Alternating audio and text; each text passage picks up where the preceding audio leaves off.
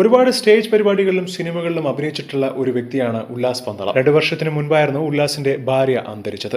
തുടർന്ന് കഴിഞ്ഞ വർഷമായിരുന്നു ഉല്ലാസ് മറ്റൊരു വിവാഹവും കഴിച്ചത്. പക്ഷേ വിവാഹം കഴിഞ്ഞ് ഏതാനും മാസങ്ങൾക്ക് ശേഷമാണ് ഉല്ലാസിന് അസുഖം പിടിപെടുന്നത്.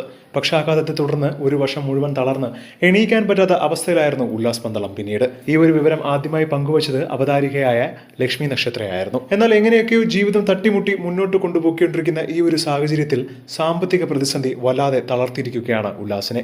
ഫിസിയോതെറാപ്പി ഇപ്പോൾ മുടങ്ങിയിരിക്കുകയാണ്. മുൻപത്തെ അവസ്ഥയിൽ നിന്നും ഇപ്പോൾ നല്ല മാറ്റമുണ്ട് താരത്തിന്. ചികിത്സയുടെ ഭാഗമായി ഇപ്പോൾ ഫിസിയോതെറാപ്പി ചെയ്യുന്നുമുണ്ട്. 1.5 വർഷം കൂടി അത് ചെയ്താൽ പഴയ രീതിയിലേക്ക് ആകുമെന്നായിരുന്നു ഡോക്ടർമാർ പറഞ്ഞിരുന്നത്. ഇപ്പോൾ കൈയൊക്കെ പൊക്കാനും കുറച്ച് ബുദ്ധിമുട്ടാണ്. പക്ഷേ കാലിന് അത്ര പ്രശ്നമില്ല. എന്നാൽ കാൽമുട്ടിനും നടുവിനുമൊക്കെ നല്ല വേദനയുമുണ്ട്. കുറെ നേരം ഇരുന്നു കഴിഞ്ഞാലോ എഴുന്നേൽക്കുമ്പോൾ നന്നായി വേദനിക്കുകയും ചെയ്യും. എന്നാൽ ഈ ഒരു സാഹചര്യത്തിലാണ് സാമ്പത്തിക പ്രതിസന്ധി മൂലം ഫിസിയോതെറാപ്പി മുടങ്ങുന്നത്.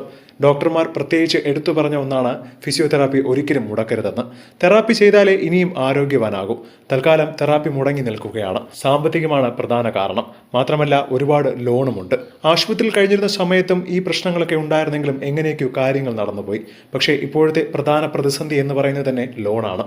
അതിനുള്ള പരിഹാരമാണ് നോക്കുന്നതെന്നും വളരെ വേദനയോടുകൂടിയാണ് ആരെങ്കിലും സഹായിക്കട്ടെ എന്ന് പറഞ്ഞ് ലക്ഷ്മി നക്ഷത്ര ഈ ഒരു കാര്യം വെളിപ്പെടുത്തിയിരിക്കുന്നത്.